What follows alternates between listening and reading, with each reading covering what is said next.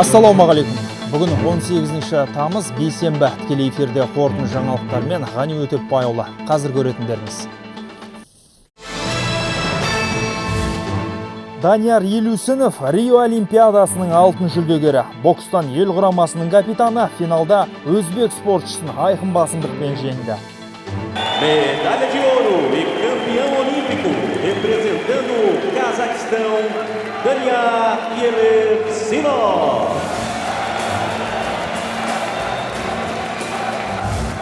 Қыруар қаржы мақсатсыз жұмсалды. Жолаушылар тасымалы тарифті тұрақтандыруға арналған 17 миллиард теңгеге жоспарда жоқ 80 вагон сатып алған.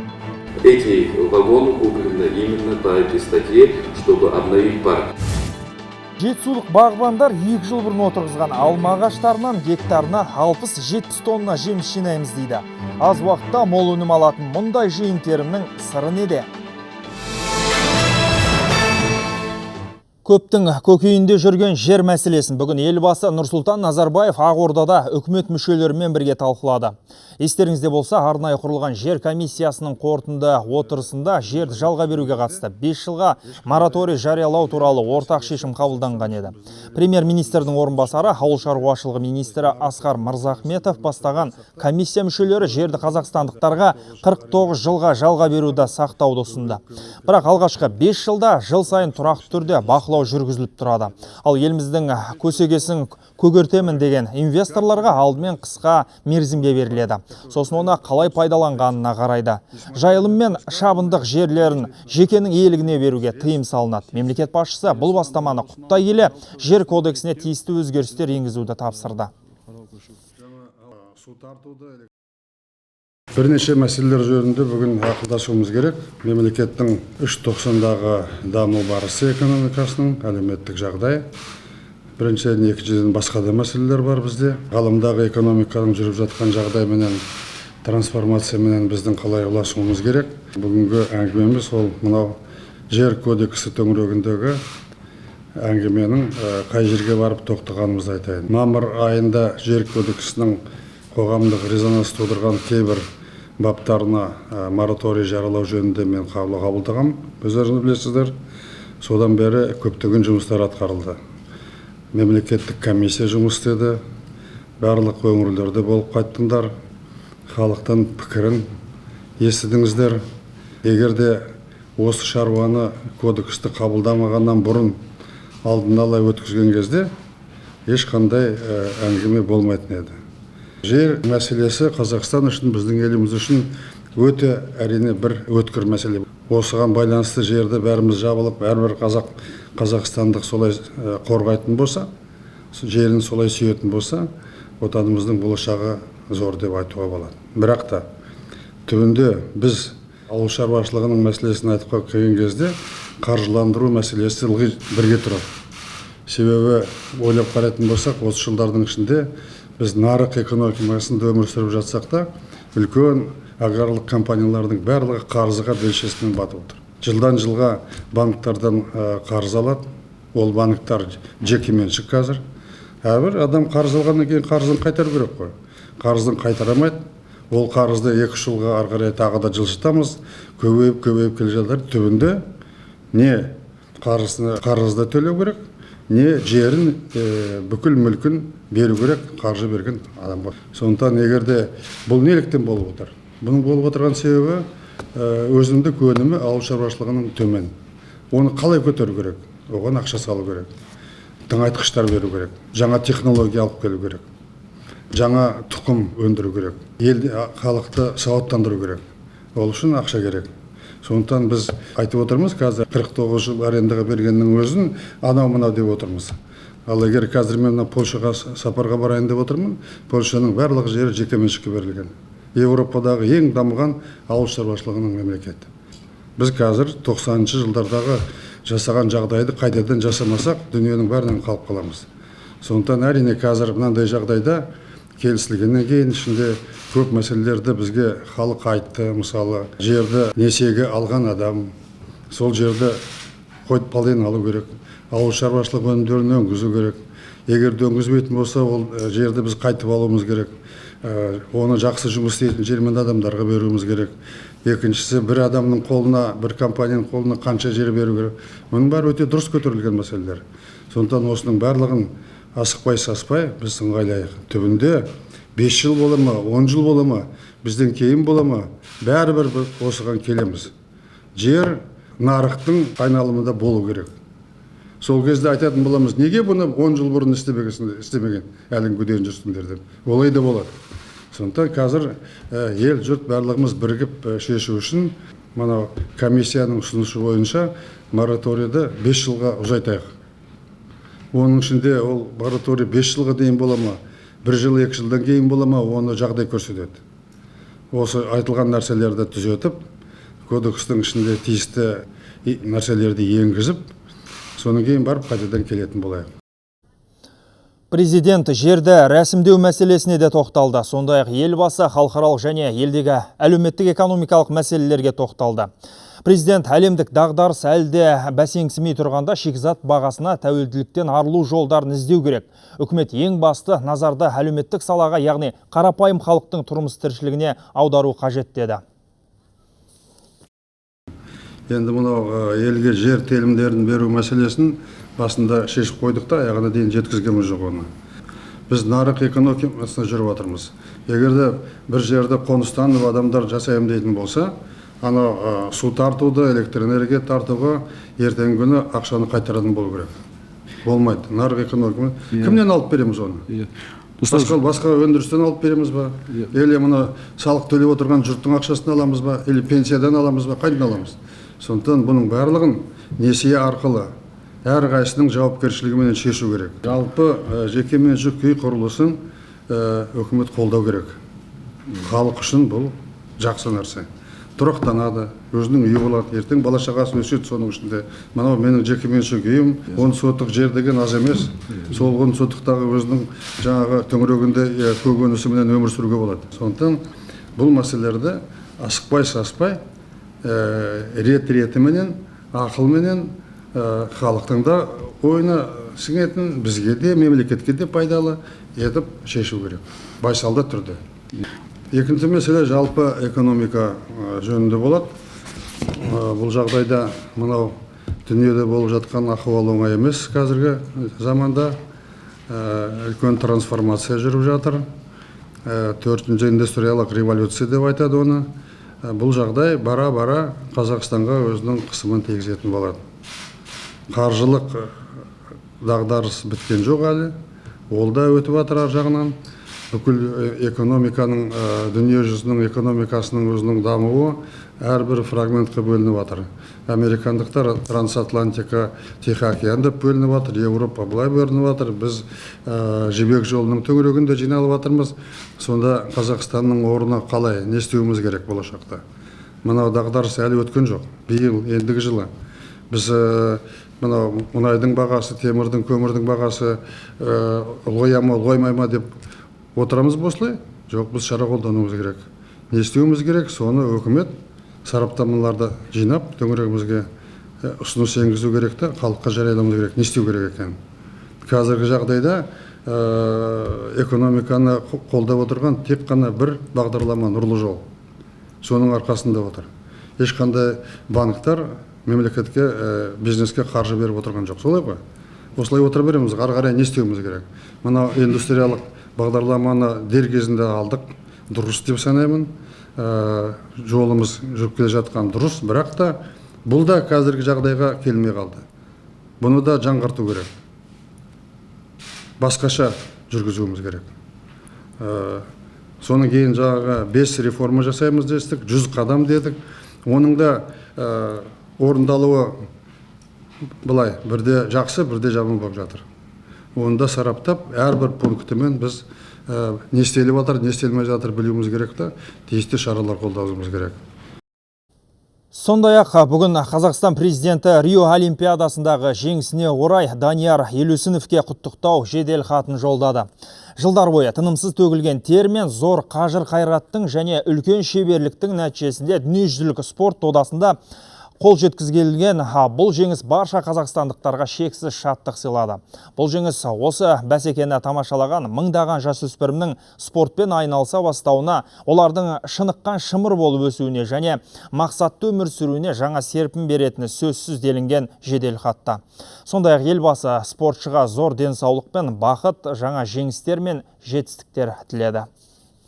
Қазақстанда қазақ-түрік лицейлері бұрынғы қалпынша жұмыстарын жалғастыра береді. Президенттің тапсырмасымен барлық оқу орындары тексерілген. Бірақ ереже бұзушылықтар табылған жоқ. Барлығы заң жүзінде жұмыс істеуде. Бүгін әдеттегідей жыл сайын өтетін тамыз конференциясында білім және ғылым министрі осылай деп мәлімдеме жасады. Оқу жылына бірер апта қалғанда өтетін тамыз шарасында тағда мектеп жасындағы балалардың даярлығы, оқулықтардың жайы сөз болды. Индира Жылқайдарованың материалы. Оқу инемен құдық қазғандай, оқыту сапасын көтеру, кәсіби мамандарды даярлау, жалпы білім беру жүйесін жақсартудағы жүкте дәл осындай. Осы мәселелерді тақырыпқа тамызық қылған тамыз шарасына 2000-ға жуық ұстаз келсе, панельдік сессияларға 85 мың мұғалім қатысқан.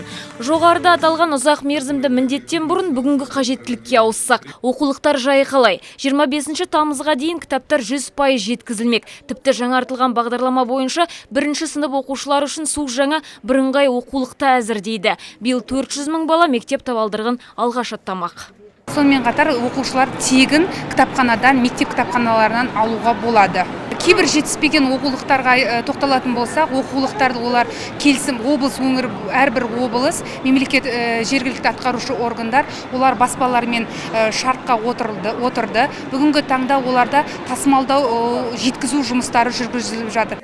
Сондай-ақ министр жаңартылған бағдарлама аясында 3 жылда мектептердің 25%-ын бейне жабдықтары бар 50 мың кітаппен қамтуды жоспарлағанын айтты. Ал мұғалімдер 12 жылдық білім беру негізіндегі жаңа бағдарламаға сақадай саймыз дейді.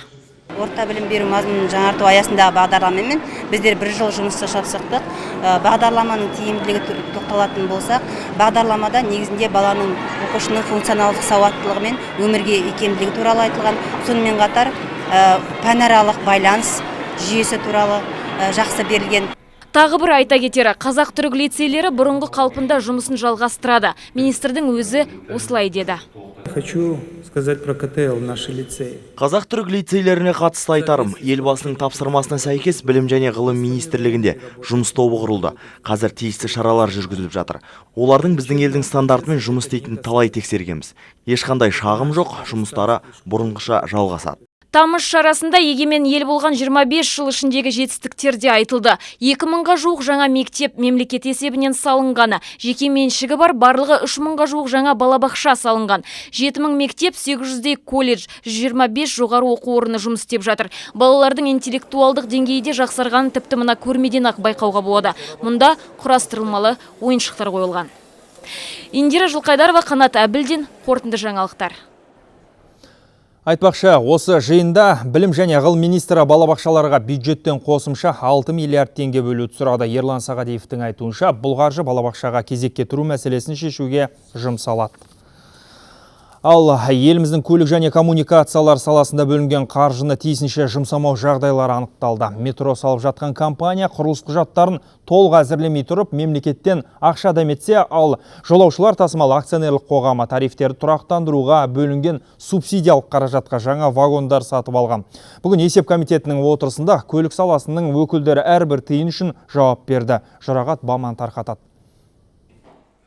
Есеп комитеті республикалық бюджеттің игерілуін тексеру барысында индустрия және даму министрлігінің көлік комитетінде 2,1 миллиард теңге сомасына қаржылық бұзушылықтар анықтады. Оның ішінде бюджет және заңнамалық процедураларды бұзу дерегі бойынша 27,7 миллиард теңге, сондай-ақ 19 миллиард теңге бюджет қаражаты мақсатсыз жұмсалған. Тәтпіштеп тарқатсақ, Қазақстан темір жолына тиесілі жолаушылар тасымалы компаниясы бюджеттен берілген ақшаны негізсіз жұмсалған. Атап айтсақ, мекеменің тарифтік шығындарын субсидиялауға бөлінген 17 миллиардтан астам қаржы вагондар сатып алып, қызметшілердің іс сапарларын өтеуге кеткен. Бюджеттен бөлініп отырған субсидиялар жолаушылар тасымалына арзан билет құнының шығындарын жабуға, яғни тарифтерді көтермей тұрақты ұстау үшін берілген. Құжаттарда 17 миллиард теңге вагон алуға жұмсалсын, не қызметкерлердің іс сапарлары өтелсін деген сөз жоқ. Бұл вагондарды біз көлік паркімізді жаңарту үшін сатып алдық. Ескірген техникалық жағдайы нашар вагондармен жолаушылар тасымалдау қиынға соқты. Қазір парктің 70% жаңарды. Шығынды субсидиялауға бөлінген ақшаның негізсіз жұмсалғанын түсінеміз. Бірақ біз ұлттық экономика және қаржы министрліктерімен ақылдасқанбыз. Эти деньги вы направили на благое дело, на нужное дело. Но, опять же, есть нормы закона. Вот надо действовать в рамках. Жоба қаражаты жеткіліксіз деп мемлекеттен қосымша ақша сұратқандар бөлінген қаржыны игере алмаған. Мәселен, Каспий бассейнін батып кеткен кемелерден тазарту үшін смета бойынша 63 миллион теңгеден астам қаржы қажет болған. Алайда көлік бақылау комитеті керекті сомадан 317 миллионға артық сұрап, құжат бойынша 380 миллион теңге жұмсаған. Алайда кемелер судан шығарылмаған, ал оған жауапты ведомство осыдан 2 жыл бұрын жабылып қалған екен. Ну как можно затратить на неисполненный пункт 317 миллионов тенге? Это значит, вы просто деньги вообще не считаете, просто бросаете куда попало. Потом как вы без методики, без каких-либо расчетов вот эти утонувшие судна поднимать? Я понимаю, их надо поднимать, наверное. Это нужно. Но я откуда знаю, туда надо затратить 5 тенге или 500 миллионов тенге? Аспаннан алынған шығындар емес, сол қазіргі кезіндегі бар методикалар бойынша жасалған. Әрине бөлек методика, мына теңіз кемесін көтеру бойынша бөлек методика бүгінде Қазақстанда жоқ. Аспаннан алған сандар жоқ емес бар. Мәселен, Алматыдағы метрополитен құрылысымен айналысып жатқан компания құрылысты қалай іске асыратыннан бұрын қанша қаражат қажет екенін есептеген. Мемлекеттік бюджеттен оған 4 миллиард теңге бөліну керек болса, жергілікті әкімдіктен соның 10%, яғни 431 миллион теңге берілуі тиіс еді. Вот қалай? Вот объемы выполняемых работ и услуг, не перечень, ничего нет. Вот как мы вслепую работаем? 15 жылға дейін солай болған, бірақ биылдан бастап біз в общем көрсетеміз, в общем көрсетеміз, а детально ақшаны көрсетесіз, да, просто? По освоению көрсетеміз, соңында уже. Жалпы, көлік және коммуникациялар саласына биыл республикалық бюджеттен 153 миллиард теңге бөлінген болатын. Бүгін осы қаржының жұмсалу барысын тексерген есеп комитеті өкілдері мемлекет ақшасын тиімсіз әрі мақсатсыз жұмсап отырғандарға соңғы қатаң сөгіс жасады. Жұрағат Баман, Абдулла Исаев, қорытынды жаңалықтар. Ал Алматы облысының бағбандары болса, алма өсірудің интенсивті әдісін меңгеріп келеді. Енді жетісулық бағбандар әр гектардан 60-70 тонна алма жинаймыз деп құлшынып отыр. Тақырыпта бағбандармен кездесіп қайтқан тілшіміз Ұлан Нарымбек жалғастырады. Жақсы қарау керек. Басында өте көп жұмыс болады. Содан кейін оңай, бақылау оңай болады. Жергілікті шаруа қожалығы 3 жыл бұрын алма өсірудің интенсивті әдісін қолға алған. Жаңа технологияның қыр-сырын Америкадан келген агроном Патрик Брейди үйретуде. Қазір 9 гектарлық бақты алманың 17 түрі өсіріледі. Жаңа әдіспен егілген көшеттер екінші жылақ өнім бере бастаған. Басында көбірек ақша керек. Мысалы, гектар бойынша аз дегенде $30,000 керек бір гектар үшін. Себеп көп көшет кетеді. Бір гектарның ішінде шамамен 3,000 көшет керек. Бұрынғы ескі жолмен шамамен 200-300 көшет жететін. Көшеттің тез жерсіні үшін шаруа қожалығы гумус қолданады. Ол үшін калифорниялық қызыл құрттарды асырап отыр. Экологиялық таза гумуспен тыңайтылған жерден алынған алманың дәмі тіл үйрет. 1 тонна қидан 600 килограмм таза гумус шығады. 1 гектарға 4 тонна гумус кетеді. Ал сиырдың қиын алатын болсақ, 1 гектарға 40 тонна сиырдың қиы керек болады. Іле Алатауының баурайы алма өсіруге өте қолайлы. Дегенмен мол әрі сапалы өнім алу үшін білікті агрономдар қажет. Қожалық басшылары жастарды бағбандыққа баулауды мектеп жасынан бастап отыр. Мектептердің оқушыларын практикаға шақырамыз. Биология пәнінен, басқа пәндерден келеді. Специалистермен келеді. Әр ағаш қалай өседі, қайдан шығады, қандай алма береді, солардың бәрін қолмен ұстап, көзбен көріп, жаңағы қалай өсетіндеріне көздерін жеткізіп үйренеді. Түрген ауылындағы шаруа қожалық енді 1 жылдан кейін интенсивті бақтың әр гектарынан 60-70 тонна алма жинауды жоспарлап отыр. Ал америкалық агроном Патрик Брейди, егер қазақстандық фермерлер осы технологияға көшсе, ішкі нарықты жергілікті алмамен толық қамтамасыз етуге болады дейді. Ұлан Нарынбек, Ерлан Әбжанов, қорытынды жаңалықтар, Алматы облысынан. Спорт бейбітшілік пен келісім үшін 4 жылдың басты бәсекесіне аттанған отандық олимпиадашыларымызды қолдау бас шаһарда қызу өтіп жатыр. Қазақстан Халқы Ассамблеясы ұйымдастырған шараға еліміздің түкпір-түкпірінен келген спорт саңлақтары, этно-мәдени бірлестіктерінің мүшелерімен жүздеген жастар қатысты. Ел рухы олимпиадалық жаз деп аталатын фестивальда 2 күн бойы спорттық шаралар өтеді. Сайып қырандар, қазақша күрес, волейбол, шағын футбол, үстел теннис сынды 7 спорт түрінен жарыс алаңына шығады. Бүгінде барша қазақ демін ішке тартып, тақымын қысып, Рио Олимпиадасын тамашалайды. Себебі түнгі 12:30-да бокстан 81 келіге дейінгі салмақта Әділбек Ниязымбетов финалда жұдырықтасып, ел намысын қорғайды. Алтын жүлде алу үшін барын салады. Ал оның алдында 1 сағат бұрын Павел Иляшенко заманауи 5 сайыстың семсерлесу түрі бойынша сынға түседі. Айта кетейін, астаналық жанкүйерлер Әділбек Ниязымбетовтың финалдық жекпе-жегін Дінмұхамед Қонаев көшесінің бойындағы Қазмедиа орталығының үлкен экрандары арқылы тамашалай алады. Жаңалықтар легін арнамыздың сайтынан да көре аласыздар. Ақпараттар ағында хабармен бірге болайық ағайын.